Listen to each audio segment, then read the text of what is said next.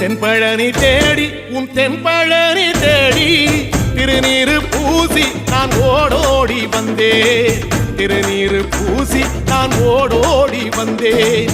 ஒவ்வொரு மாசம் உன் திருக்கோயில் முன்னே உற்சவம் காண உன் படியேறி வந்தேன். உற்சவம் காண உன் படியேறி வந்தேன். குமரேசா முருகேசா உனை தேடி வந்தேனே. அலங்காரம் அபிஷேகம் அழகாக கண்டேனே.